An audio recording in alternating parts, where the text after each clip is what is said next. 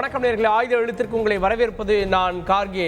மத்திய பட்ஜெட் தாக்கல் செய்யப்பட்ட பிறகு சில மாநிலங்களுக்கு மட்டும், குறிப்பாக பாஜக அரசோடு கூட்டணியில் இருக்கக்கூடிய ஆட்சியை தாங்கி பிடிக்கிற மாநிலங்களுக்கு தான் இந்த பட்ஜெட். இது இந்தியாவுக்கான பட்ஜெட் அல்ல. மக்கள் யாரெல்லாம் இந்தியா கூட்டணிக்கு வாக்களித்தார்களோ அவர்களை பழிவாங்கக்கூடிய பட்ஜெட் அப்படின்ற விமர்சனங்கள் முன்வைக்கப்பட்டது. இன்றைய தினம் நித்தி ஆயோக் கூட்டத்தை இந்தியா கூட்டணியினுடைய முதலமைச்சர்கள் புறக்கணித்திருந்தார்கள். மம்தா பானர்ஜி மட்டும் இந்த கூட்டத்தில் கலந்து கொண்டார். ஆனாலும் கூட்டத்தில் பேச வாய்ப்பு வழங்கப்படவில்லை என்று வெளியேறினார். பாரபட்சமாக நடத்தப்பட்டேன் அப்படின்றலாம் குற்றச்சாட்டுக்களை அவர் முன்வைத்தார். இந்த ஒரு சூழலில் தமிழ்நாட்டில் இன்று திமுக சார்பில் இந்த பட்ஜெட் பாரபட்சமான பட்ஜெட் அப்படின்னு ஆர்ப்பாட்டமும் ஒரு புறம் நடைபெற்றது. இதற்கிடையில் தமிழக முதலமைச்சர் வெளியிட்டிருந்த வீடியோவில் அரசியல் நோக்கத்தோடு ஒரு அரசை நடத்துவதுன்னா அது பாஜகவாக தான் இருக்க முடியும். பாஜகவை சில மாநில மக்கள் புறக்கணித்தார்கள், இந்தியா கூட்டணிக்கு வாக்களித்தார்கள். அதனால் இந்த பட்ஜெட்டில் அந்த மக்களை அவர்கள் புறக்கணித்து விட்டார்கள். மேலும் மேலும் தவறு செய்கிறது பாஜக, உங்களுக்கு மேலும் மேலும் தோல்விதான் கிடைக்கும் என்று முதலமைச்சர் இந்த வீடியோவில் தெரிவித்திருக்கிறார். பட்ஜெட்டில் சில மாநிலங்களை பழிவாங்குகிறது அப்படின்ற குற்றச்சாட்டு அது அர்த்தமுள்ளதா? அரசியலான விவாதிக்கிறோம். சிறப்பு விருந்தினர்களோடு நம்முடைய காங்கிரஸ் கட்சியிலிருந்து செய்தி தொடர்பாளர் திரு இனியன் ராபர்ட் நிகழ்ச்சிக்கு அவரை வரவேற்கிறேன். அரசியல் விமர்சகர் திரு TDS ரவிச்சந்திரன் அவரையும் நிகழ்ச்சிக்கு வரவேற்கிறேன். திமுக தரப்பிலிருந்து செய்தி தொடர்பாளர் டாக்டர் சஃபி சுலைமான் அவரையும் நிகழ்ச்சிக்கு வரவேற்கிறேன். நான் முதல்ல திரு சஃபி அவர்கள்ட்ட, ஒரு கூட்டத்தில் கலந்து கொண்டு எதிர்ப்பை தெரிவிப்பது அல்லது கேட்பது அப்படின்றது ஒரு முறை, புறக்கணிப்பதால் என்ன கிடைத்து விட்டது? செய்திகளுடைய முக்கியத்துவத்தை தாண்டி ஏன் புறக்கணிச்சிங்க அப்படின்ற கேள்வியை மத்திய இணையமைச்சர்லேருந்து எல்லாரும் முன்வைக்கிறாங்க. ஒரு ஜனநாயக நாட்டில் புறக்கணிப்பு என்பது ஜனநாயகத்தின் ஒரு அங்கமான ஒரு விஷயம் என்பது நம்ம காலகாலமாக பார்த்து கொண்டிருக்கிறோம். நித்தி ஆயோக் என்பது ஒரு புதிதாக இல்லாமல் நமக்கு ஏற்கனவே தெரியும். பிளானிங் கமிஷன் நம்ம ஸ்கூலில் சிவிக்ஸில் படிச்சிருக்கோம். பிளானிங் கமிஷன் பற்றி எப்போ அது ஆரம்பித்தது, 5 இயர் பிளான்ஸ் எல்லாம் படிச்சிருக்கோம். அது இவங்க வந்த உடனே என்ன சொன்னாங்கன்னா, அது ரிடண்டன்ட் ஆகி போச்சு. அந்த வார்த்தை ரொம்ப முக்கியம்.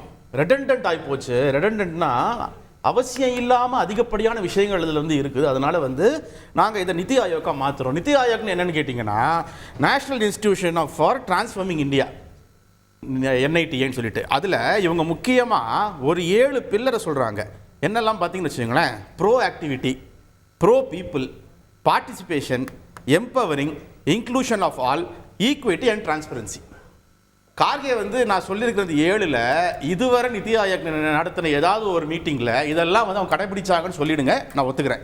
இல்லை, அப்போ நித்தி ஆயோக் மேலே நம்பகத்தன்மை இல்லை, நித்தி ஆயோக் நாங்கள் புறக்கணிக்கிறோம். நித்தி ஆயோக்ங்கிறதே ஒரு அயோக்கியத்தனம், அதை வச்சதே தப்புங்கிறோம். நாங்க ஏன் அங்க போய் சேரணும்? ஏன் நீங்க சொல்லுங்க கார்கே. இல்ல, நித்தி ஆயோக்ல எங்களுக்கு உடன்பாடு இல்லை, பழைய மாதிரி திட்டக்குழுவை கொண்டு வாங்க அப்படின்னா அது வேற. எங்களை புறக்கணித்தது இந்த பட்ஜெட், நாங்க புறக்கணிக்கிறோம். அதாவது இதில் எங்களுக்கு உடன்பாடு இல்லை, மீண்டும் கொண்டு வாங்கன்னு எதையெல்லாம் நம்ம சொல்றது?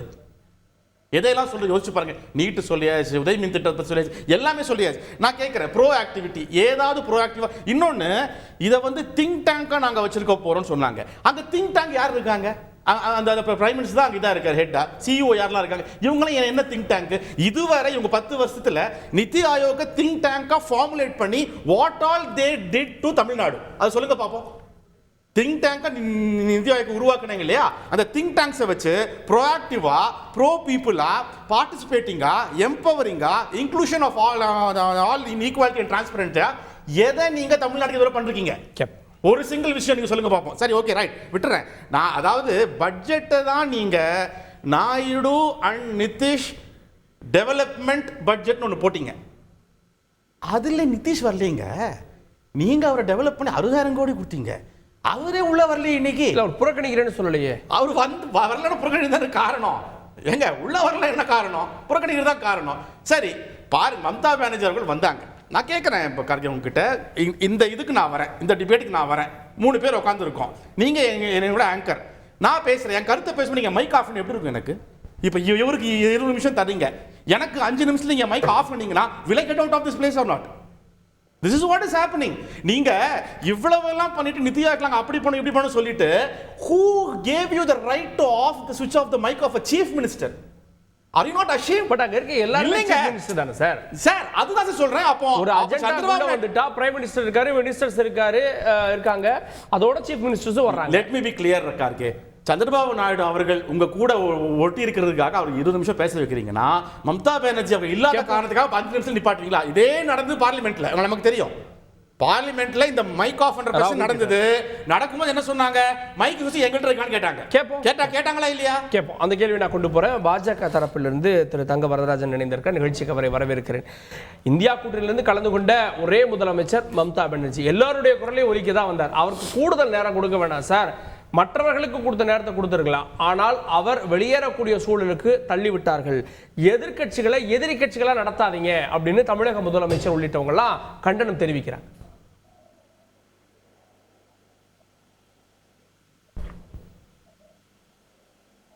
சார் கேக்குதா? எதிர்கட்சிகளை எதிரி கட்சியா நடத்தாதீங்க. மம்தா எல்லாருக்காக தான் குரல் கொடுக்க வந்தார். ஆனா அவருக்கு கூடுதல் நேரம் கொடுக்கலனாலும் பரவாயில்ல, 5 நிமிஷத்துல அவருடைய மைக் அணைக்கப்பட்டதா குற்றச்சாட்டை முன் வைக்கிறார்.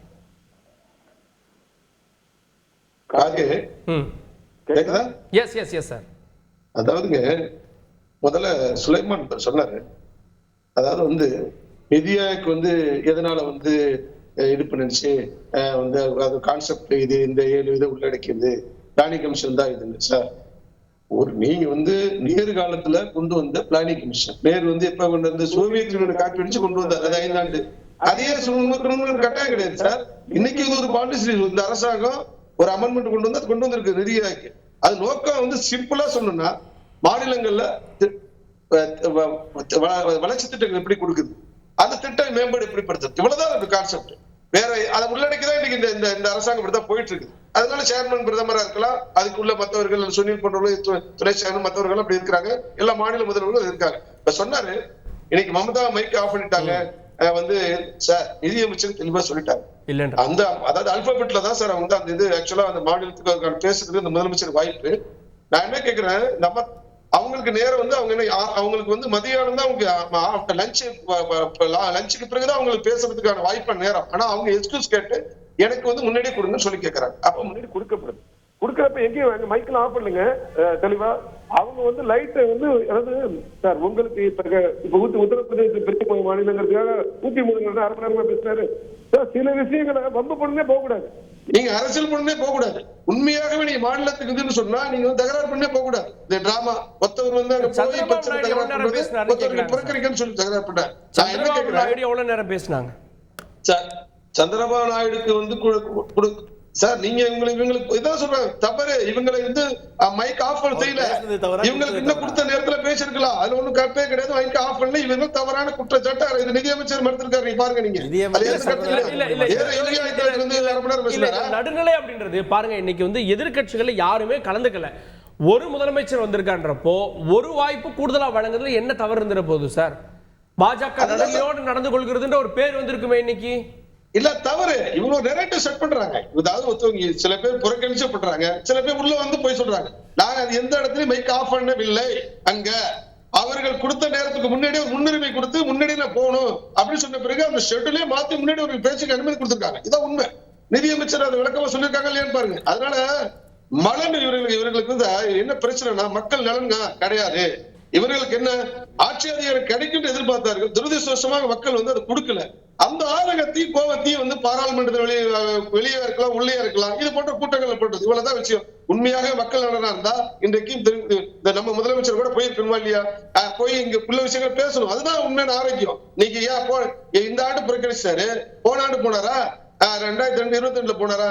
இவர்களுக்கு இந்த கூட்டணி கட்சிகளுக்கு இந்த ஆளும் அரசாங்கத்தை எதிர்க்க வேண்டும். இவர்களுக்கு மக்கள் நலன் மீதெல்லாம் அக்கறை எல்லாம் ஒருபோது கிடையாது. அதனால பட்ஜெட்டை பொறுத்தளவு இன்னைக்கு அனைவருக்குமான உள்ளடக்கிய பட்ஜெட் அந்த அளவுக்கு நாங்க கொடுத்திருக்கிறோம். எல்லா துறைக்குமே அதாவது பாஜக சித்தாந்தம் செயல்பட ஒரு மாநிலம் பின்தங்கினால் கூட ஒரு மாநிலம் நாடு வளர்ச்சி காட்டாதுங்கிற இந்த சித்தாந்தத்தை கொண்டது பாஜக தான்.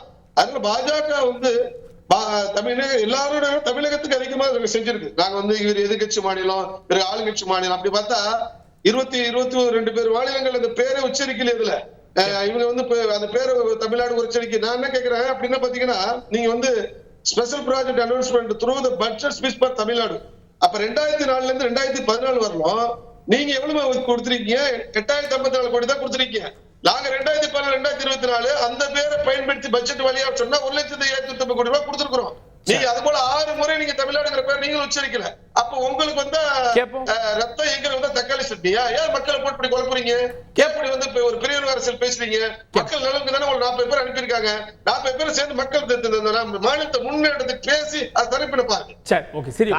இது மீண்டும் மீண்டும் பாஜகக்காரங்க வந்து முன்ன இவ்வளவுதான் கொடுத்தாங்க, இப்ப இவ்வளவு தரோம், அது அப்பட்டமான பொய்.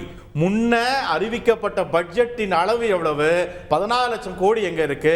இப்போ நீங்க உங்களோட பட்ஜெட் எவ்வளவு, எத்தனை கோடி, எவ்வளவு வித்தியாசம் இருக்கு?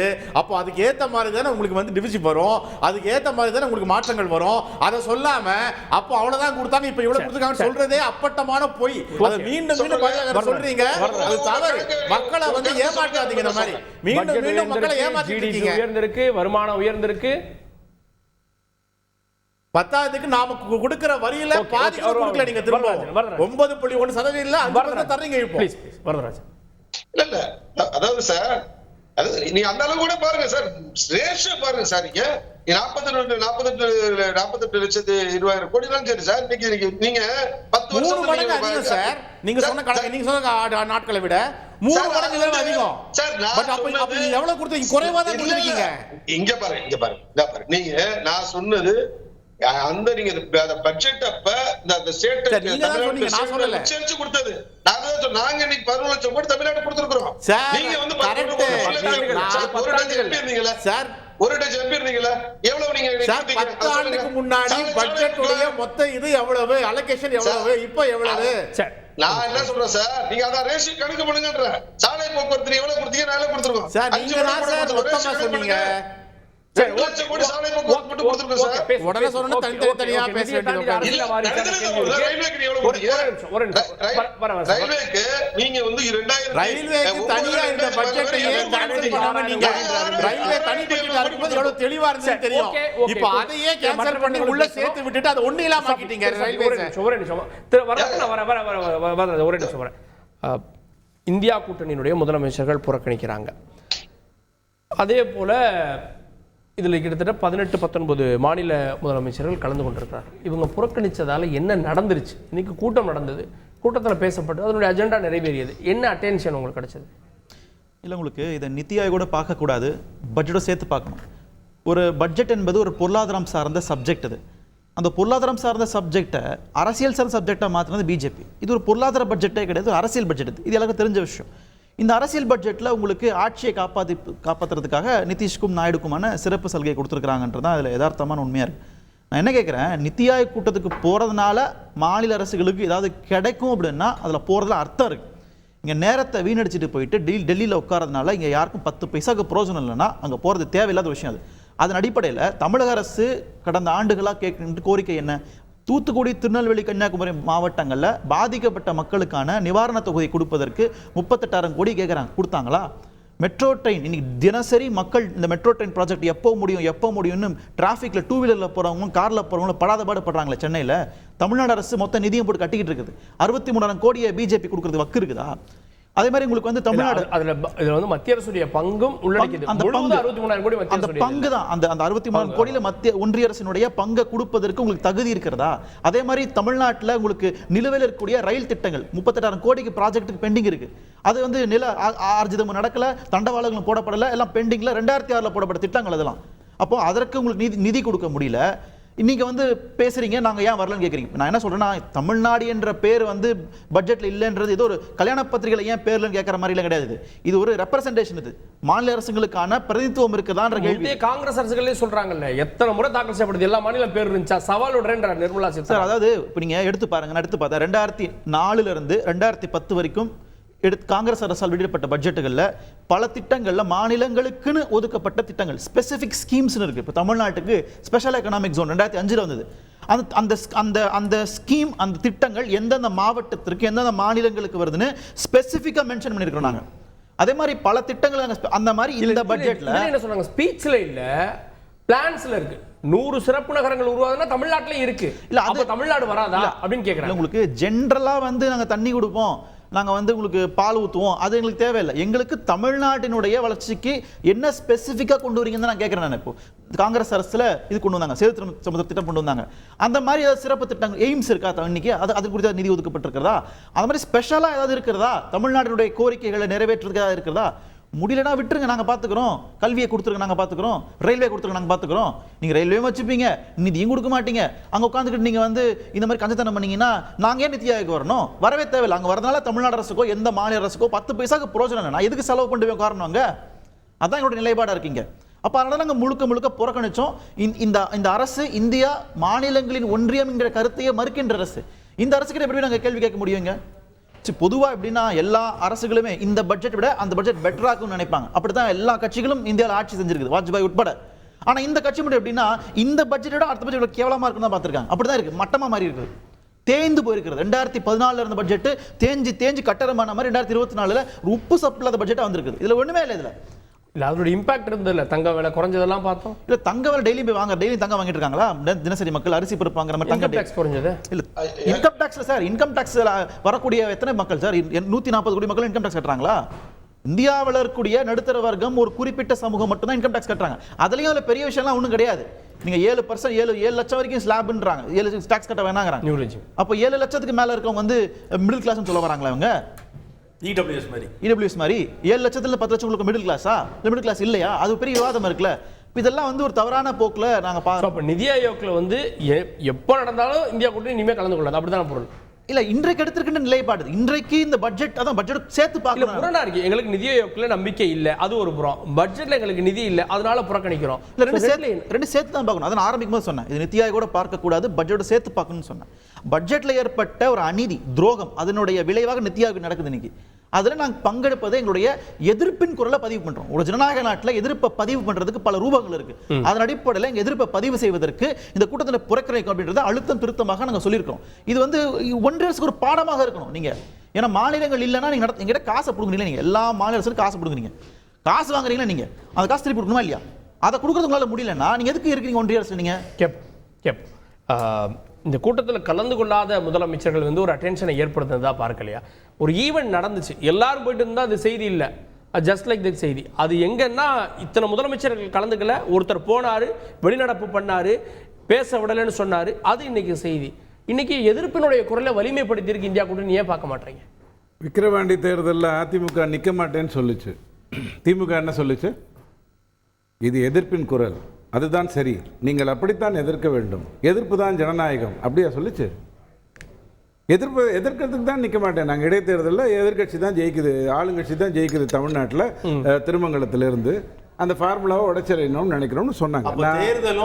ஐயா நீங்க பேசும்போது நான் பேசல, நான் வரேன் கம்பேரிசனுக்கு, நான் வரேன்.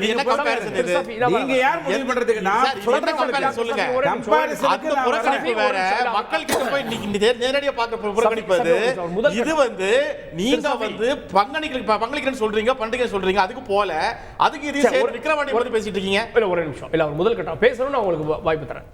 கோட்ஸ் அவர் கம்பேரிசன் கரெக்டாக இருந்தாக்க நான் ஏன் பேச போறேன் சார்? சார் உங்ககிட்ட சர்டிஃபிகேட் வாங்குறதுக்கு நான் தரவும் மாட்டேன், நீங்க பேசுங்க. இந்தியா ப்ரோஆக்டிவே இல்லைங்க. ஆனால் மன்மோகன் சிங் ஐயா ஆட்சியில் 14 லட்சம் கோடிக்கு தான் பட்ஜெட் இருந்தது, இப்போ கபால் 48 லட்சம் கோடிக்கு வந்துருச்சு. ப்ரோஆக்டிவே இல்லை சார். 10 வருஷம் ஆச்சு சார். என்ன சார் இது? டாக்ஸ் கூடி இருக்கு, பாப்புலேஷன் கூடி இருக்கு, டாக்ஸ் பேசிட்டு இருக்காங்க, எப்படிங்க என்ன பேசுறாரு? கொஞ்சம் அமைதியா அவருடைய வாதங்களுக்கு நீங்க பதில் கொடுங்க, அவர் கொஞ்சம் பேசட்டும். ப்ரோஆக்டிவ் 14 லட்சம் கோடிக்கு பட்ஜெட் போட்டுட்டு இருந்தாரு, 10 வருடத்துல கபால் 45 கோடிக்கு ஆயிடுச்சு. 10 வருஷம் சார். 10 வருஷத்துல. அதுக்கு முன்னாடி ஒரு 10 வருஷம் இருந்தது. அப்ப என்ன 4 லட்சம் கோடியில பட்ஜெட் போட்டுட்டு இருந்தாங்க. ஒண்ணு. ரெண்டாவது டாக்ஸ் கூடிடுச்சு சார். அதனால தான் 14 லட்சம் கோடி அப்படியே 49 லட்சம் ஆயிடுச்சு. ஏதாவது ஒரு பொருள், அந்த பொருள் ஜிஎஸ்டிக்கு முன்னாடி 50 பைசா வரி இருந்தது, இப்போ 51 பைசா வரி ஆயிடுச்சு அப்படின்னு ஒரு பொருள் சொல்லுங்க. ஏதாவது ஒரு பொருள். எது நடந்ததுன்னு சொன்னா, வரிகளை என்னுடைய கொள்ளு தாத்தா அப்பா எல்லாரும் கட்டிக்கிட்டு இருந்தாங்க, அது அரசுக்கு வராம இருந்தது. ஆனால் ஜிஎஸ்டி வந்ததுக்கு அப்புறம் அப்படி தவிர்க்க முடியாத சூழ்நிலை வந்துருச்சு. ஏன்னா நீங்க போய் ஜிஎஸ்டியில் 4 பேர் தான் இன்னைக்கு எங்க ஹோட்டல்ல சாப்பிட்டாங்க அப்படின்னு சொன்னீங்கன்னா, 400 பேர் சாப்பிட்ட பில்லை மறிச்சிட்டு நான் போய் உங்களுக்கு 100 அரிசி மூட்டை கொடுத்த போய் காட்டிடுவேன். ஜிஎஸ்டியில் தப்பிக்க முடியாது. அதனால என்ன ஆயிடுச்சுன்னா வரிங்கிறது அதிகமா கலெக்ட் ஆகுது. அது வந்து 0.5% அதிகப்படுத்தி கலெக்ட் ஆகல, ஒழுக்கமா வாங்கப்பட்டு கலெக்ட் ஆகுது. அதை வச்சு புரிஞ்சுக்கோ. ஒழுகிட்டு இருக்கிறது இன்னைக்கு இருக்கு சார் 40%. ஆமா ஆமா. இப்போ என்ன கேட்குறோம் அப்படின்னா, மேடம் வந்தாங்க, மமதா மேடம் என்ன சொன்னாங்கன்னா, அது பாருங்க நம்ம எதிர்ப்பு குரலை தெரிவிக்கணும், அதுக்கு தான் போகணும், அந்த மாதிரிலாம் சும்மாலாம் இருக்க முடியாது, நான் போவேன் அப்படின்ட்டு தான் வந்தாங்க. முன்னாடி சொன்னாங்க, நியாயம் தானே, முன்னாடி சொன்னாங்கல்ல அவங்க. அதனால தான் நான் வந்தேன். அவங்க மேலே தைரியம் எனக்கு ரொம்ப பாராட்டு. ஆனால் கேமரா இல்லை, வீடியோ இல்லை, காட்டப்படலைங்கிற ஒரே காரணத்தினால மைக் ஆஃப் பண்ணிட்டாங்கன்னு சொல்லிட்டாங்க. ஒரு மாநிலத்தினுடைய பிரச்சனை இல்ல அப்ப போய் சொல்றாங்களா? நான் அவங்க போய் வரேங்க. சொன்னாங்களா, இவர் போய் சொல்றாரா? நீங்க போய் சொல்றீங்களா? நான் யார் போய் சொல்றது இப்போ? மமதா இவங்க உள்ள போய் போய் பார்த்தாரா? உங்களுக்கு வேணுமா? நிதி ஆயோக் கூட்டத்துக்குள்ள இருந்தாரா இவரு? இருங்க. இந்த மோடி உள்ள நான் சொல்றேங்க. பார்த்தாரா?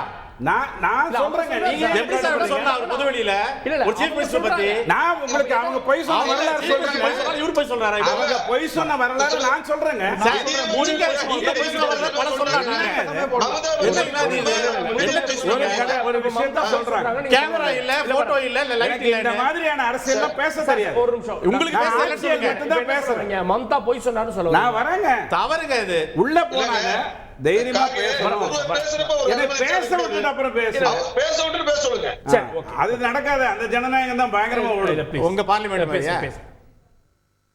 நான் போய் எதிர்ப்பு குரலை தெரிவிக்கணுங்க, அந்த மாதிரி இருந்தால் தான் நல்லது அப்படின்னு சொல்லி தான் அவங்க அந்த கூட்டத்துக்கே வர்றாங்க. அவங்க மைக்கு பிடுங்கிட்டாங்க வச்சுப்போம். அவங்க போய் சொல்லு, அவங்க மைக்கு பிடுங்கிட்டாங்க, டபக்குன்னு பிடுங்கி விட்டாங்க. புடிங்கிட்டாங்க. வெள்ளம் வந்துட்டு நீங்க டாக்ஸியே பிடிங்கினாருன்னு அவர் சொன்னாரு. நான் மைக்க தான் சார், சொன்னேன். சார், நீங்க என்னங்க? வார்த்தைக்கு வார்த்தை தவறு கார்கே. வார்த்தைக்கு அது என்ன சொல்றாரு அவரு? கேமரா இல்ல, லைட் இல்ல, இப்ப மைக்க புடிங்கறாங்க. என்ன இதெல்லாம்? நான் ஒரு அடுத்த சீஃப் point மினிஸ்டர் வரேங்க. ஸ்டேட்மென்ட் அது. இல்ல, ஒரு- முக்கியமான அதை எப்படி point மாத்தி நான் பேசலாம்? வரேங்க. எனக்கு மமதா அதை எப்படி மாத்தி பானர்ஜி தெரியும்? உங்களுக்கு இதே தெரியாம கருத்து- இருக்கலாம். இதே கருத்து நிர்மலா சீதாராமன் சொல்றாங்க. அவங்க வந்து அவங்களுக்கு வாய்ப்பு கொடுக்கப்படுது, அங்க வந்து இல்லைங்க, நான் உங்களுக்கு ப்ரூஃபோட சொல்றேன். அவங்க வந்து ஒரு விஷயத்த சொல்றதுக்கு தானே வந்தாங்க. எனக்கு இந்த என்னுடைய மாநிலத்துக்கு இதெல்லாம் நடக்கல, இதை நீங்க கொடுக்கணும் அப்படின்னு கேட்கறதுக்கு தானே அவங்க வந்தாங்க. அதுக்கு தானே வந்தாங்க. அவங்க மைக் பிடிக்கிட்டாங்க. இவங்க வெளில வந்து என்ன பண்ணிருக்கலாம், என்னை உள்ள பேச விடல. ஜெயலலிதா அம்மா அப்படிதான் பண்ணாங்க, என்னை உள்ள பேச விடல, நான் இதெல்லாம் இந்த மாநிலத்துக்காக கேட்க வந்திருக்கேன் அப்படின்னு படிச்சு காட்டுறதுக்கு வேண்டி தானே. என்ன கேட்க வந்தீங்க நீங்க அங்க? அதை படிச்சு காட்டுங்க. என்னுடைய மாநிலத்துக்கு இதெல்லாம் நான் கேட்கணும்னு வந்தேன், அவங்க மைக்க பிடிங்கிட்டாங்க, அதனால என்னால் பேச முடியல. இதுதானே எதிர்ப்புக்கு நேர்மையான நோக்கம். அதை விட்டுட்டு மைக்க பிடிக்கிட்டாங்கன்னு கிளம்பி போயிட்டா அப்ப நிர்மலா சீதாராமன் அம்மா என்ன சொல்றாங்க, அம்மா நீ 7வது பேச்சாளராக இருக்கிறதாக இருந்தீங்க, உங்களுக்கு வேணுங்கிறதுக்காக நீங்க முன்னாடி கேட்டீங்க, நம்ம கொடுத்தோம், கொடுத்ததுக்கு அப்புறம் நீங்களா ஒரு விஷயத்தை பேசாம கிளம்பி போயிட்டீங்க. இதை எடுத்து சொல்றாங்க. நீங்க நாளைக்கு சொல்லுங்க, இன்னைக்கு தான் உங்களை பேச விடல. 20வது பேச்சாளருக்கு எவ்வளவு நேரம் கொடுத்திருப்பாங்க? இங்க பாருங்க, நேரம் கொடுக்கறதுங்கிறது வந்து யாருக்கும் மறுக்கப்படலை. நேரம் முந்தியது வந்ததுங்கிறதும் இவங்க எப்படி வெளில போனாங்கிறது தான் கேள்வி. என்ன பொறுத்த வரைக்கும் நான் ஒன்று சொல்லிடுறேங்க, இந்த ஆட்சியே ரொம்ப மாநிலத்துடைய சைஸோ இல்ல மாநிலத்துடைய வருவாயோ அந்த அடிப்படை இல்ல. இன்னைக்கு அவங்க வந்திருக்குது எதிர்ப்பு தெரிவிக்க வந்திருக்காங்க. அப்ப கூடுதல் கவனமா இருக்க வேண்டியது பாஜகவா இல்லையா? கண்டிப்பா இருக்கணும். மைக்க பிடிக்கிட்டாங்க, அதனால வெளில வந்துட்டீங்க. படிச்சு காட்டுங்க, இந்த மாநிலத்துக்கு என்னென்ன கேட்க வந்தீங்கன்னு படிச்சு காட்டுங்க. நாளைக்கு பேப்பர்ல கொடுங்க, இதெல்லாம் நான் கேட்க வந்தேன் அப்படின்னு சொல்லுங்க. உங்களுக்கு எலெக்ஷன் அப்புறம் நீங்க சொல்லுங்க சார். ஜெயலலிதா அம்மா வந்து தைரியமா சொன்னாங்க. காரணம், காங்கிரஸ் அரசு செய்யும், எதிர்க்கட்சி கேட்டதை செய்யும், இங்க செய்ய மாட்டாங்க. சொல்லியும் பிரயோஜனம் இல்ல, அங்க பட்டியலிட்டும் பிரயோஜனம் இல்ல. அந்த அம்மா தைரியமா இங்க மைக்கே தர மாட்டாங்க, இதெல்லாம் செய்ய சொல்லிட்டு போனாங்க. இதுதான் உண்மை. ஜெயலலிதா அம்மா அந்த மாதிரி பேசிட்டு வெளில வந்தாங்க. அதுக்கப்புறம் காங்கிரஸ் ஆட்சி கவுந்துருச்சு. அதுக்கப்புறம் வந்து பிஜேபியோட ஆட்சி தான் மெயினாக வந்துருச்சு. ஸோ அதோட அதை நிறுத்திப்போம். இப்போ கேள்வி என்னன்னா, இந்த பட்ஜெட்டை பொறுத்த வரைக்கும் எல்லாம் புறந்தள்ளிடுச்சு. எனக்கு நீ மெட்ரோ கொடுக்கல, நான் பல முறை பதில் சொல்லிட்டேன். 7362 கோடியை பற்றி பேசுறீங்க, ஆனால் இது வந்து 49 லட்சத்துக்கான பட்ஜெட். 71% உங்களுக்கு வருங்கிறது 50 + 41 50. 71% உங்களுக்கு வருதுங்கிறதுல ஏதாவது ஒரு ப்ராப்ளம் இருக்கா? வாய்ப்பில்லை. நான் நிவாரண நிதியா 38,000 கோடி கேட்டேன், அது எனக்கு நீங்க கொடுக்கல. நியாயமான கேள்வி. இதுக்கு முன்னாடி 3 முறை இதே மாதிரியே தமிழ்நாடு கேட்டிருக்கு. 20,000 கோடி 15,000 கோடின்னு கேட்டிருக்கு. கடலூர்ல ஒரு பாதிப்பு நடந்த போது அதிமுக அரசு கேட்டது, கொடுக்கல. அப்ப அது கடலூர் இன்னைக்கு அந்த பாதிப்புல இருந்து வெளில வந்துருச்சா? தமிழகம் தன்னுடைய பணத்திலிருந்து செலவு பண்ணி அந்த பாதிப்பை சரி பண்ணிடுச்சா? இல்லையே. ஸோ அப்போ நீங்கள் கேட்டது என்னோட அபிப்பிராயத்தில் நீங்கள் கேட்டது ஒரு போக்குக்காக, அது வரலன்னு உடனே நீங்கள் திசையை மாத்திட்டீங்க அப்படின்னு தான் நான் சொல்ல முடியும். இல்ல சார், அது உரிமை இல்ல சார். அது எப்படி சார் கேட்டது ஒரு காரணம் என்ன தெரியுமா? காரணம் என்ன தெரியுமா? எப்படி சார் கேட்டது போக்கா சொல்ல முடியும்? அவ்வளவு பெரிய இயற்கை பேரிடர், அவ்வளவு பெரிய இயற்கை பேரிடர். நான் இருந்திருக்கேன் களத்துல, எனக்கு தெரியும். எப்படி பேசுறது தூத்துக்குடி போக்கா கேட்டாங்கன்னு, மக்களுடைய கஷ்டத்துக்காக கேட்டது போக்குக்காக கேட்டதா? ஐயா நீங்க என்ன வார்த்தை பேசுறாரு ஒவ்வொரு தடவையும்? நான் பலமுறை என்ன வார்த்தை பேசுறாரு? இந்த நிவாரண நிதியை இப்படித்தான் கொடுக்க வேண்டும் என்று முடிவெடுத்தது 2009 மன்மோகன் சிங் ஐயா ஆட்சியில திமுக அங்க வகித்த அந்த ஆட்சியில் தான் முடிவெடுத்தாங்க. பலமுறை சொல்லியாச்சு. அப்ப அந்த முடிவுப்படி போயிருக்கும் போது நான் 60,000 கோடி கேட்கிறேன், 30,000 கோடி கேட்கிறேன் அப்படின்னா எங்க இருந்து வருது? ஒரே ஒரு பாலிசி படி தான் இன்னைக்கு அரசு இல்லைங்க. அது நிர்ணயம் மன்மோகன் சிங்கோ மோடியோ முக்கியம் இல்லைங்க. அரசாங்கம்ங்கிறது இந்திய பேரரசின் அரசாங்கம். இப்படி வர இந்திய பேரரசின் அரசாங்கம். ஒரே ஒரு கேள்விக்கு மட்டும் பதில் சொல்லிடுறேன், சின்ன விஷயம் பேசிடுறேன். 10 இல்ல ஒரு நிமிஷம் தான். 10,76,000 கோடி தமிழகத்துக்காக 10 வருடம் நான் கொடுத்திருக்கேன்னு ஏப்ரல் 12ஆம் தேதியிலிருந்து 19ஆம் தேதி வரைக்கும் 2 முறை முழு பக்க விளம்பரம் எல்லா பத்திரிகையிலையும் வந்தது, தினத்தந்திலையும் வந்தது. அதை மறுதளிச்சு பேசுங்க. சரி, ஓகே ஓகே சார். அதாவது மீண்டும் மீண்டும் சொல்லக்கூடிய விஷயங்கள் நம்ம ஒத்து கவனிச்சோம்னா, மக்களுடைய தேவை காரணத்துக்காக மக்களுடைய பிரதிநிதிகள் பேச்சுக்களை, ஒரு மாநில முதல்வர் பேச்சுக்களை திரித்தும் அதுக்கு ஒரு இதை கொடுக்காத மாதிரி பேசுறது தொடர்ந்து பார்க்கிறோம். இவரை போன்றவர்கள் வந்து அதுக்கு உண்டான ஸ்தானத்தில் நின்று எப்படி அது சிந்திக்கிறாங்கன்னு தெரிய மாட்டேங்குது. தூத்துக்குடி எப்படி, அதாவது அதுவரை கேட்டார். கடலூர் வந்து இப்போ சார் அங்க எவ்வளவு அந்த மக்கள் கஷ்டப்பட்டிருப்பாங்கன்னு உங்களுக்கு தெரியுமா? நீங்க போய் பார்த்தீங்களா? உங்களுக்கு ஃபண்டு கொடுக்கறதுக்கு உங்களுக்கு இல்லை, அந்த யோசனையோ அந்த மனசோ உங்களுக்கு இல்லைன்னா நீங்க ஃபண்டு கொடுக்கலனே வைங்க, அதை அசிங்கப்படுத்துறீங்க இல்லையா? அந்த மக்கள் கஷ்டப்பட்டதை, அந்த மக்கள் அந்த நேரத்தில் வந்து கஷ்டப்பட்டதையும் அதுக்கு மாநில அரசு கொடுத்த நிவாரணத்தையும் மீறி நீங்க உங்களால ஒரு பைசா தர முடியல இல்லையா? அதை வந்து நேரடியா இது பேட்டர்ன் அது முன்பிருந்து அப்படி இருக்கு அப்படின்றது முடிவு பண்ணதே முன்பிருந்து அப்படி ஏங்க எல்லாத்தையும் தான் மாத்துறதுக்கு நீங்க நிதி ஆயோக் கொண்டு வந்தீங்களேங்க. திங்க் டேங்க்லாம் வச்சிருக்கீங்களே, அது ப்ரோஆக்டிவ் ப்ரோ பீப்புள் சொல்றீங்களே, ஏன் மாத்த மாட்டீங்க? மன்மோகன் சிங் வச்சுட்டு போனாரு, தவறுதான். ஓகே, நீங்க என்னத்த பண்றீங்க 10 வருஷமா? அந்த திங்க் டாங்க்ஸ்லாம் என்ன உட்காந்து அங்க முக்கிக்கிட்டு இருக்காங்களா இன்னமும் இதெல்லாம் மாத்தாம? நான் கேட்கறது ஒண்ணுதான். இப்போ நம்ம இனியன் சொன்னார் ரொம்ப தெளிவா, இது வந்து நிதி ஆயோக்கான விஷயங்கள் மட்டும் இல்ல, பாரபட்சமாக ஒரு பட்ஜெட், அதுவும் பட்ஜெட்டை அரசியலாக மாற்றிய பாஜகவின் முகத்திரியை கிழிக்க வேண்டும் சொல்லிட்டு இது பண்ணது. இதில் நல்ல ஞாபகம் வச்சுங்க, இவங்க கூட்டணி இருக்கிற நிதிஷே வரல சார். நீங்க அவ்வளவு கொடுத்தோம், அவருடைய மாநில நீங்க ஸ்பெஷல் அவரு உள்ள வரல இன்னைக்கு. அதுல 4 லட்சம் தான் நீங்க இருக்கீங்க. நாளைக்கு சந்திரபாபு நாயுடு எப்படி மாறுவாருன்னு தெரியாது. மைனாரிட்டி அரசு தான் உள்ள உட்காந்துருக்கீங்க. நீங்க வந்து அதான் அண்ணன் அப்துல்லா வந்து பார்லிமெண்ட்ல பேசினாரு, மைனாரிட்டியை பத்தி நீங்கள் பேசி மைனாரிட்டிகளை பத்தி வஞ்சித்து இப்போ நீங்களே மைனாரிட்டியா இருக்கீங்கன்னு சொல்லி பேசினாரு. இதுதான் உண்மை. காரணம், இவங்க வந்து மீண்டும் மீண்டும் செய்யக்கூடிய தவறுகளை மக்கள் பார்த்து கொண்டே இருக்கிறார்கள். இப்போ இது உண்மை சார்.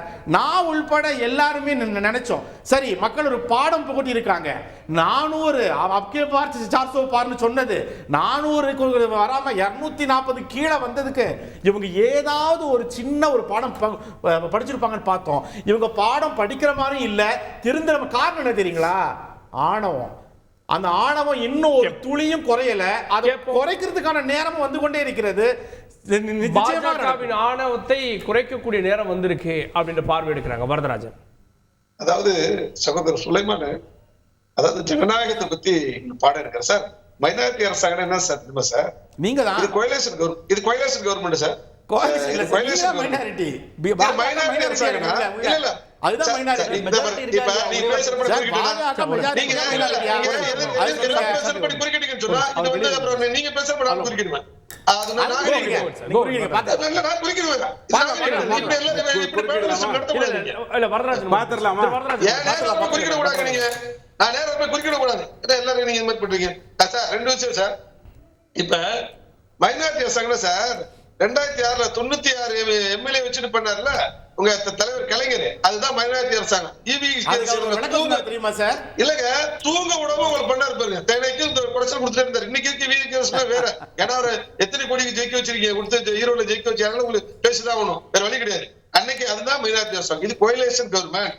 நாங்க தேர்தல் முன்னாடி சந்திச்ச கூட்டணியோட வெற்றி பெற்றிருக்கோம். நிதிஷ்குமார் ஏன் வரல சார்?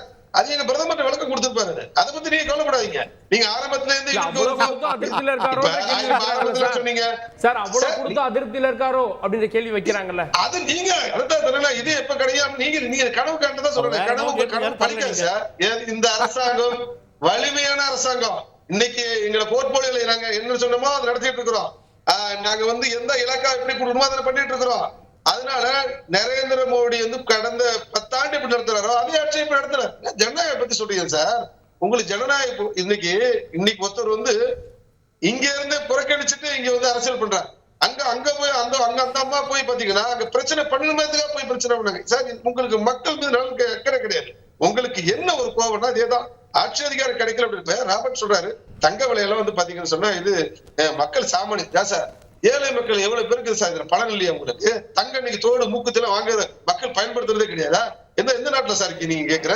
இன்னைக்கு இந்த சாமானிய மக்கள் சாமானிய மக்களுக்கு லாபம் தான் சார்.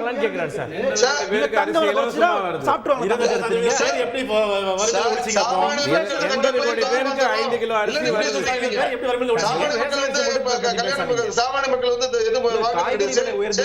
கிடையாதா?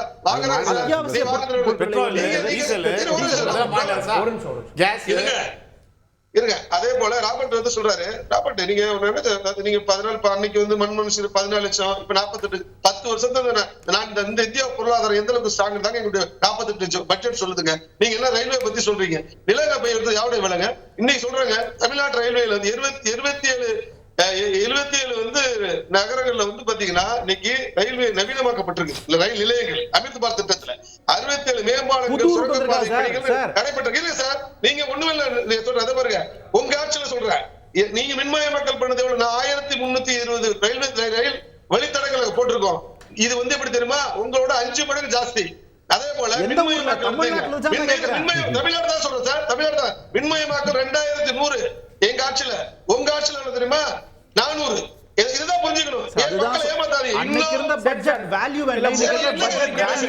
அன்னைக்கு 10 வருஷம் அந்த ரயில்வே பாலங்கள் மன்மோகன் சிங் பட்ஜெட் எதனால இந்த 10 வருஷத்துல எங்க இருந்து வந்தாங்க? எல்லா நாட்டுல ஜிடிபி உயரும் சார். பேசுவோம். ஓகே, ஒரே நிமிஷம் சார். ஒரு டிஃபென்ஸ் காரிடார் சார். இன்னைக்கு சார் 2 டிஃபென்ஸ் காரிடார் சார். ஒண்ணு ஊபி சார், ஒண்ணு அடுத்து சென்னை தமிழ்நாடு தான் சார் கொடுத்திருக்காரு. ஸ்மார்ட் சிட்டி 12 கொடுத்துருக்கோம் சார் இங்க.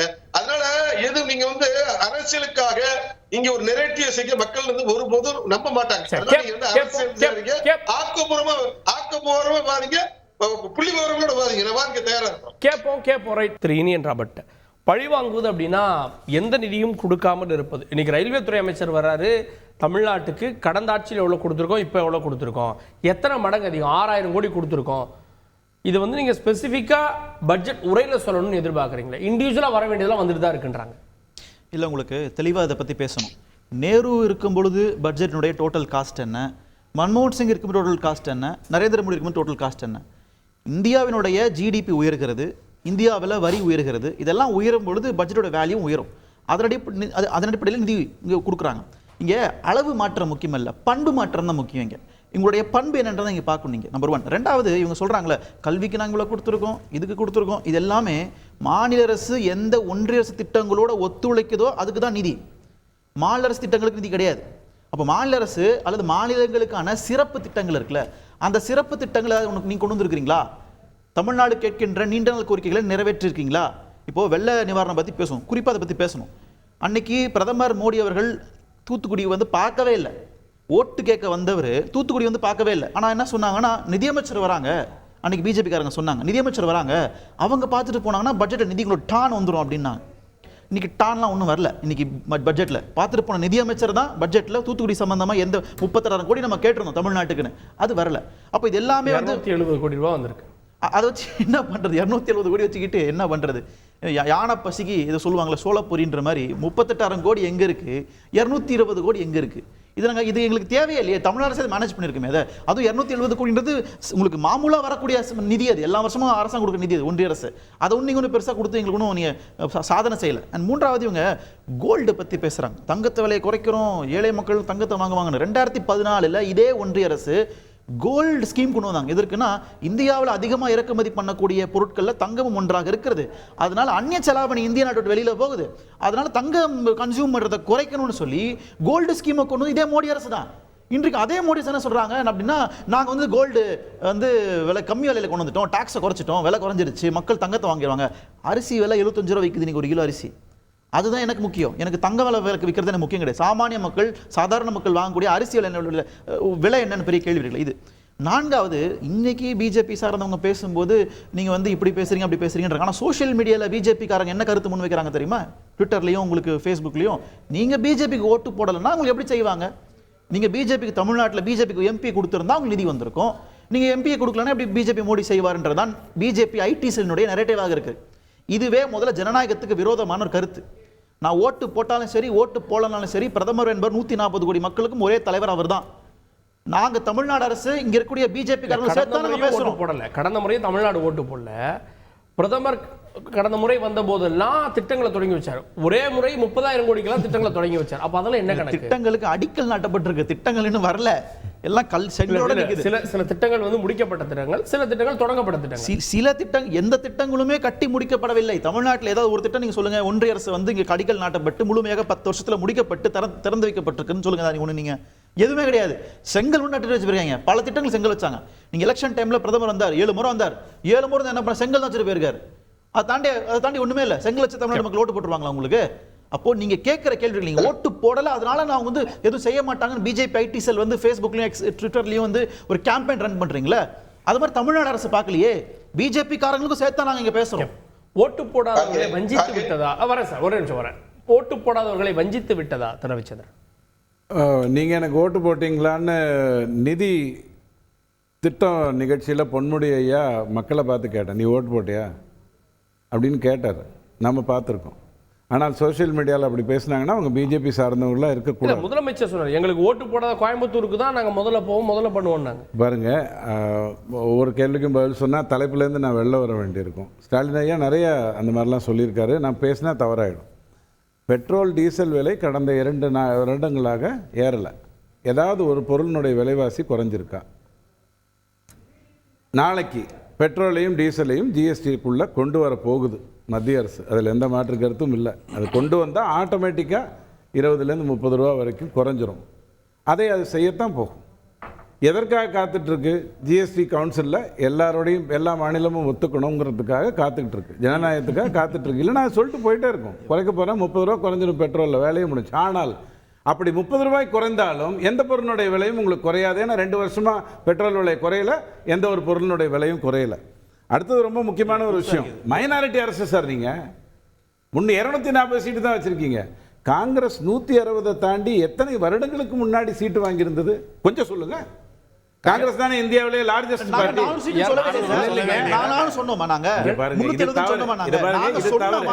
நீங்க கேட்ட கேள்விக்கு இந்த ட்விஸ்டிங் வேலை வேண்டாம். மைனாரிட்டி கவர்மெண்ட் அப்படினாங்க. காங்கிரஸ் ஆல்சோ மைனாரிட்டி கவர்மெண்ட் தான். இல்லைங்க, அப்படி இல்லை. அந்த மாதிரி 2 மைனாரிட்டி இருக்குங்க. நான் ஃபெயில் ஆகிறது வந்து 39 ஃபெயில் ஆகுதுன்னு ஒன்று இருக்குது, 2 மார்க் வாங்கி ஃபெயில் ஆகுதுன்னு ஒன்று இருக்குது. நான் அதை தான் பேசிகிட்டு இருக்கேன். அடுத்தது ரொம்ப முக்கியம், நான் இப்போ நாட்டில் உண்மையிலே நிதி அமைச்சருக்கும் சரி பிரதம மந்திரிக்கும் இருக்க வேண்டிய பிரச்சனை என்னென்னா, அடுத்த ஃபினான்ஸ் கமிஷனை டிசைட் பண்ணணும். டீலிமிட்டைசேஷனை வச்சுக்கிட்டு மாநிலங்களுக்கான வளர்ச்சியை நோக்கி கொண்டு போகணும். உலக அளவில் வீட்டோ பவரை கொண்டு வரணும். அதை விட ரொம்ப முக்கியம், வீட்டோ பவர் நமக்கு கிடைக்கணும். அதை விட ரொம்ப முக்கியம், நதிநீர் பங்கீட்டில் வந்து மிகப்பெரிய அளவில் மாற்றங்களை கொண்டு வரணும். அப்படி கொண்டு வரலைன்னா என்ன ஆகிடும் அப்படின்னா, வெறும் 281 டிஎம்சி 4 வருஷம் முன்னாடி, 667 டிஎம்சி 3 வருஷம் முன்னாடி, 81 டிஎம்சி போன வருஷம், இந்த வருஷம் இது வரைக்கும் வந்திருக்கிறது 4.8 டிஎம்சி. ஆனால் இவங்க 2 பேரும் கூட்டணி, இவங்க சொன்னால் அவங்க கேட்பாங்க, அவங்க சொன்னால் இவங்க கேட்பாங்க. ஆனால் தண்ணி வராதுங்கிறதுனால போய் பாருங்க, 1 லட்சம் கண்ணாடி வந்துட்டு இருக்கு. வந்ததெல்லாம் சந்தோஷங்க, வந்ததெல்லாம் ரொம்ப சந்தோஷம். ஏன்னா நான் கடலூரில் திருபகீந்திரபுரத்தில் பிறந்த ஒருத்தன். அதனால எனக்கு கடலூர் சின்ன வயசுல எனக்கு கடலூர் சின்ன வயசுலேயே தெரியும். ஸோ அதனால எனக்கு யாரும் அதில் பாடம் எடுக்க மாட்டேன். ஆனால் அதுக்காக சிதம்பரம் ஐயா கேட்ட மாதிரி நீங்கள் மதுரையில் பிறந்தீர்கள், திருச்சியில் படித்தீர்கள், ஆனால் நிதி ஒதுக்கினீர்களா அப்படின்னு கேட்டா இப்ப நான் அடுத்தது ஃபினான்ஸ் மினிஸ்டர் எப்படி தேர்ந்தெடுக்கணும்னா இந்தியாவில் ஒரு 6 இடத்துல கேட்ட தப்பா ரைட்டா? இல்ல சார், நீங்க தமிழ்நாடு பேர் சொல்ல வேணாம், திருக்குறள் சொல்ல வேணாம். தமிழ்நாட்டுக்கு ஒரு புது ஸ்கீம் இந்த பட்ஜெட்ல இங்க பாருங்க, ஆந்திராக்குன்னு ஒன்று சொன்னாங்கல்ல, இங்க திரும்ப சொல்லிடுறேன், பீகாருக்குன்னு ஒன்று சொன்னாங்க. திருக்குறளுக்கு மட்டும் சொல்லிடுறேன். திருக்குறளை படித்தோம், திருக்குறளை சொன்னோம், திருக்குறளை பரப்பினோம், 21 மொழிகளில் திருக்குறளை மொழிபெயர்த்து கொடுத்துட்டோம். 5ஆம் கிளாஸ்ல நான் 10 வருஷமா படிச்சுக்கிட்டு இருக்கல, நான் அப்புறம் இப்போ பிஎஸ்சிக்கு வந்துட்டேன், எம்எஸ்சிக்கு போக போறேன். இன்னைக்கு நீ வந்து திருக்குறளை சொல்லு, ஏய் பாபா பிளாஸ்டிக் சொல்லுன்னு சொல்லுவியா? சின்ன வயசுல நான் வீட்டுக்கு வரும்போதெல்லாம் பாபா பிளாஸ்டிக் சொன்னியே, இப்பயும் சொல்லுன்னு கேட்பீங்களா? நான் இப்போ அதெல்லாம் தாண்டி மேல சொன்னாங்களே சார், பாருங்க போனதில்லை, அதுக்கு முந்தின பட்ஜெட் தான். நல்லா புரியுது. ஏன்னா போன பட்ஜெட்ல கனிமொழியாம அதை ஞாபகப்படுத்தினாங்க, நீங்க சொன்னீங்களே சொல்லலையான்னு அவங்க ஞாபகப்படுத்தினாங்க. அடிப்படையில் இந்த மாதிரியான விமர்சனங்கள் நாங்க தாண்டி வந்துட்டோம்.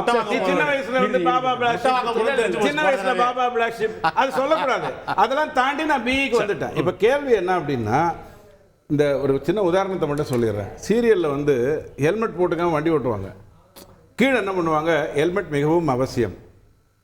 சீட் பெல்ட் போடாம சீரியல்ல அந்த ஆள் ஓட்டுவான், கீழே போடுவாங்க, சீட் பெல்ட் போடுவது மிகவும் அவசியம். அந்த மாதிரி எதை இவர்கள் ஃபாலோ பண்றது இல்லையோ சட்டசபையில் அல்லது மற்ற இடத்துல, அதை அடுத்தவன் ஃபாலோ பண்ணணும், பாராளுமன்றத்தில் ஃபாலோ பண்ணணும். இங்க வந்து கேள்வி நேரம், கவன ஈர்ப்பு தீர்மானம் எல்லாம் வரும், ஆனால் அங்க அவன் பண்ணணும். என்ன தலைக்கவசம் அணியவில்லை என்றால் உயிர் போய்விடும். ஓகே, இறுதி ஆனா அவனே போட்டிருக்க மாட்டான். சரி, இறுதி கருத்து. ஓகே, தமிழக முதலமைச்சர் சொல்றாரு இன்னும் பல தோல்விகளை சந்திப்பீங்க அப்படின்னு இறுதி கருத்தை கொண்டு போயிரு சார். அதாவது அண்ணா வந்து திருக்குறளையும் பாபா பிளாக் ஷீப்பையும் கம்பேர் பண்ணாரு. நான் அதை ரொம்ப உண்மையா கண்டிக்கிறேன். என்னன்னா இல்ல சார், ஒரு நிமிஷம் இருங்க சார், இருங்க.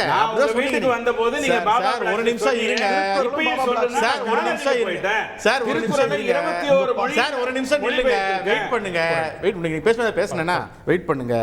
அதே மாதிரி நிதி ஆயோக் வந்து உருவாக்கும் போது இவங்க எஸ்டிஜின்னு ஒன்று கொண்டு வந்தாங்க. உங்களுக்கு தெரிஞ்சிருக்கும், சஸ்டைனபிள் டெவலப்மெண்ட் க்ரோத். இதுவரை எந்த மாநிலத்திலெல்லாம் சஸ்டைனபிள் டெவலப்மெண்ட் க்ரோத் விஷயங்கள் இவங்க வந்து பாஜக வந்து உருவாக்கி அது வெற்றிகரமாக நடந்திருக்குங்கிறது வந்து சாத்தியம் இல்லை. எஸ்டிஜியில் தமிழ்நாட்டுக்கு என்ன நடந்ததுங்கிறது ஒரு மிகப்பெரிய கேள்வி. ஏன்னா நிதி ஆயோக் ஆகட்டும், இவங்களோட பட்ஜெட் ஆகட்டும், பாஜகவோட இத்தனை நாள் ஆட்சி ஆகட்டும், எய்ம்ஸை தவிர தமிழ்நாட்டுக்கு நீங்கள் எதுவுமே செய்யலை. அந்த எய்ம்ஸை கூட ஒரு செங்கலோடு நிப்பாட்டிங்கிறது தான் எங்களுடைய ஆதங்கம். இதுவரை திருக்குறளையும் புறநானூற்றையும் மட்டுமே பேசிக்கொண்டு தமிழர்களை ஏமாற்ற இனி முடியாது என்பதால் அதையும் நிறுத்தி கொண்டீர்கள். இது எவ்வளவு பெரிய விஷயம் என்பது தமிழ்நாட்டு மக்களுக்கு மிக நன்றாகவே தெரியும். அதே நேரத்தில் இந்த பட்ஜெட்ல வந்து சோஷியல் அண்ட் டெவலப்மெண்ட் இண்டிசஸ்ல ஹெல்த்துக்கு, எஜுகேஷனுக்கு, அக்ரிகல்ச்சருக்கு, எம்ப்ளாய்மெண்ட்டுக்குலாம் எவ்வளவுலாம் இவங்க குறைச்சிருக்காங்கிறது எல்லாருக்குமே தெரியும். மொத்தத்தில் ஒன்று சொல்றேன், நீங்க கேட்டீங்க பார்த்து முதல்வர் சொன்னார்கள் இல்லையா, முதல்வர்கள் மிக தெளிவாக சொல்லிருக்கிறார், இவர்களுக்கு பட்ட அடி பத்தாது, இனியும் அடி வேண்டும் என்பதை அவர்களாவே தானாகவே நின்று கொண்டிருக்கிறார்கள். பழி வாங்கியவர்களுக்கு நிச்சயம் தோல்வி அப்படின்றார். ரெண்டு விஷயம். அதாவது இவர் வந்து இன்னைக்கு ஸ்டாலின் அவர்களுடைய குற்றச்சாட்டு வந்து பாத்தீங்கன்னா, இன்னைக்கு மாநிலத்தில் இருக்கக்கூடிய பல, அதாவது மக்கள் விரோத ஆராய்ச்சி, அதை வந்து கடன் அதிக வாங்கிய மாநிலமா நீங்க நம்பர் 1ல இருக்குது. அதிக குடிகார இருக்கிற மாநிலம் நம்பர் 1 இங்க போதைப் பொருள், கள்ளச்சாராய பலி. தப்பா சொல்லாதீங்க, தப்பா சொல்லாதீங்க. நீங்க டேட்டா தப்பா சொல்றீங்க. போதைப் பொருள் அதிகமா இருக்கு குஜராத்ல, குஜராத்ல. உங்களுடைய ஸ்டாட்டிஸ்டிக்ஸ் தான், நாங்க சொல்லல, உங்க ஸ்டாட்டிஸ்டிக்ஸ் தான். சர்வாதிகாரம் நடத்தாங்க, சட்ட ஒழுங்கு சந்திச்சிருக்குது, தனியார் மனிதர்கள் பாதுகாப்பு கிடையாது,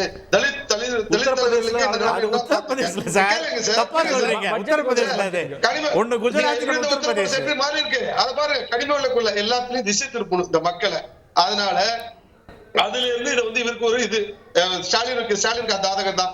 காங்கிரஸ் கட்சி வந்து பாத்தீங்கன்னா சார், நீங்க பொதுவா காங்கிரஸ் கட்சிக்கு பாத்தீங்கன்னா, காங்கிரஸ் அல்லாத கவர்மெண்ட் வந்து எப்பயுமே நடத்த கூடாது. அவர்கள் என்ன ஆட்சியிலேயே இருந்துகிட்டே இருந்தால்தான் அவர்களுக்கு வந்து ஆக்சிஜன் மாதிரி. நீங்க பாருங்க, மொரார்ஜி தேசாய் ஒரு நல்ல ஆட்சி கொடுத்தாரு எமர்ஜென்சி பிறகு. ஆனா பாத்தீங்கன்னா அந்த அம்மா இந்திரா காந்தி கவுத்தாங்க. அதே போல ராஜீவ் காந்தி பிறகு சந்திரசேகர், அதே போல குஜராத். அப்படியே பாத்தீங்கன்னா காங்கிரஸ் அதை மீறி இன்னைக்கு நரேந்திர மோடி, அது மாதிரி வாஜ்பாய் அதை மீறி 6 ஆண்டு காலம் பண்ணது என்பது மிகப்பெரிய சாதனை சார். அதை விட சாதனை இன்று ஒரு சாமானிய நரேந்திர மோடி ஒரு இன்னைக்கு 3வது முறையாக ஆட்சி செய்யறத காங்கிரஸால் ஏற்றுக்கொள்ள முடியல. இன்னைக்கும் சொல்றேன், காலமுள்ளாம நான் என்ன சொல்றேன், நாட்டு மக்கள் எங்களோட இருக்கிறாங்க. நாங்க எல்லாரையும் அனைவருக்கும் உள்ளடக்கிய விளைச்ச கொடுத்திருக்கிறோம். இன்னைக்கு 48 இன்னைக்கு கிட்டத்தட்ட 148 ஸ்கீம்லயும் அதிகமா கடந்த பலன் பெற்ற மாநிலம் தமிழகம் தான், இப்பயும் பெறப்படுகிறது. அதனால மக்கள் கூட இருக்கிறாங்க. உங்களுடைய அரசியல் இந்த பிரிவினை ஒருபோதும் ஏற்றுக்கொள்ள மாட்டாங்க. இல்ல, தமிழ்நாடு பாஜக தலைவர் என்ன சொல்றாருன்னா, அண்ணாமலை அவர்கள் இது மாதிரி நீங்க நேரா போய் கேட்டாதான் நிதி கிடைக்கும் நித்தி ஆயோக் அப்படின்னு சொல்றாரு. இது வரைக்கும் தமிழ்நாடு அரசு சார்ந்து பல முறை நம்ம டெல்லியில போய் கேட்டா, ஜிஎஸ்டி கவுன்சில கேட்டாச்சு, பினான்ஸ் கமிஷன்ல கேட்டாச்சு, நித்தி ஆயோக்ல கேட்டாச்சு, தனிப்பட்ட முறையில் முதலமைச்சர் போய் அங்க வந்து வெள்ள நிவாரண நிதி கேட்டாச்சு, மெட்ரோ ட்ரெயின் கேட்டாச்சு, நாடாளுமன்றத்தில் தமிழ்நாடு எம்பிகள் பலமுறை குரல் கொடுத்தாச்சு. இதெல்லாம் செவிசாய்க்காத பாஜக அரசா நிதி ஆயோக்ல கொடுத்துட போறாங்க. அந்த நம்பிக்கையில தான் புறக்கணிச்சிருக்கோம். இது வந்து நல்ல ஒரு முடிவு தான். நாங்க திருப்பியும் அதை நாங்க மீண்டும் செய்வோன்றதை மாற்று கருத்தும் இல்லை. ஒரே 2 மெட்ரோவை பற்றி கேட்காதீங்க. இந்தியாவுடைய தலைநகருக்கெல்லாம் செஞ்சுட்டு தான் திரும்ப சென்னைக்கு வர முடியும். ஏன்னா சென்னை நிறைந்திருக்கு, தெளிவாக இருக்கு ட்ரெயினை பொறுத்த வரைக்கும். இல்லை, அப்புறம் அமித்ஷா இதுக்கு அடிக்கல் நாட்டி இங்கே பாருங்க, அவர் அடிக்கல் நாட்டு இப்போ ரயில்வேல வந்து ரயில் இல்லைங்க, தப்பு. இந்த மாதிரிலாம் விமர்சிக்க கூடாது. அரசியல் சொன்னீங்க சென்னை நிறைஞ்சிருக்கு பாருங்க, சென்னையில் மூளை முடுக்குகள்லாம் ட்ரெயினில் போக முடியும். ஏதாவது ஒரு இடத்துக்கு போக முடியாதுன்னு சொல்லுங்க. ஆனால் பெங்களூர்ல அப்படி இல்ல, ஹைதராபாத்ல அப்படி இல்ல, திட்டம் இந்தியால இருக்கக்கூடிய தலைநகர்ல அப்படி இல்ல. திட்டம் என்பது ஒரு நகருக்கான திட்டம். ஒரு மாநகரத்துக்கு எவ்வளவு தேவை செய்துதான் ஆகணும். அது வந்து ஒரு விஷயம். எப்படி தானாவே பேசும்போது குறுக்க பேசினா அவர் வந்து அடுத்தவங்க பேசும்போதெல்லாம் குறுக்க பேசுறாரு. இந்த மாதிரி அராஜகமான ஒரு ஆட்சியை நடத்துனீங்கன்னா எப்படி வந்து பொதுமக்கள் கருத்துக்களுக்கு வரும்? ஒரு விவாதத்தையே அராஜகமா கொண்டு போறீங்க.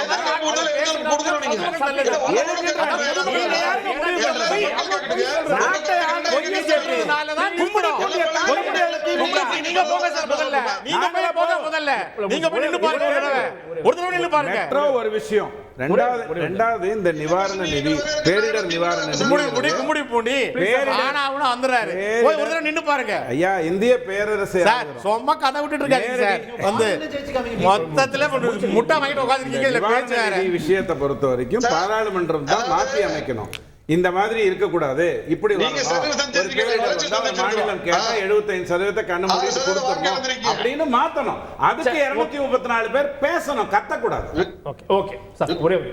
ஒன்னே ஒன்று சொல்றேன், அதான் சொல்றேன். மாநில அரசு, இப்போ இருக்கிற திராவிட முன்னேற்ற மாநில அரசு எல்லோருக்கும் எல்லாம்னு ஓட்டு போட்டவர்களுக்கும் போடாதவர்களுக்கும் எதிர்க்கட்சிகள் சேர்த்து எப்படி ஆட்சி நடத்துகிறதோ அந்த மாதிரி என்றைக்கு பாஜக சிந்திக்கிறதோ அப்போது தமிழ்நாட்டு மக்கள் இவர்கள் மன்னிப்பார்கள். அப்போ ஒத்துக்க மாட்டாங்க, மன்னிப்பாங்க. Okay, right. எதிர்க்கட்சிகள் இந்த விவகாரத்தில், பட்ஜெட் விவகாரத்தில் இந்தியா கூட்டணி கட்சிகள் ஒன்று சேர்ந்திருக்கின்ற அடுத்தடுத்த நாட்களில் நாடாளுமன்ற நிகழ்வுகளை, அரசியல் போராட்டங்களை எப்படி நடத்த போறாங்கன்றதை பொறுத்திருந்து பார்க்கலாம். விவாதத்தில் பங்கு கொண்ட சிறப்பு விருதுகள் அனைவருக்கும் நன்றி. பார்த்தவங்களுக்கும் நன்றி நேயர்களே. தொடர்ந்து இணைந்தீர்கள் தந்தி தொலைக்காட்சியுடன்.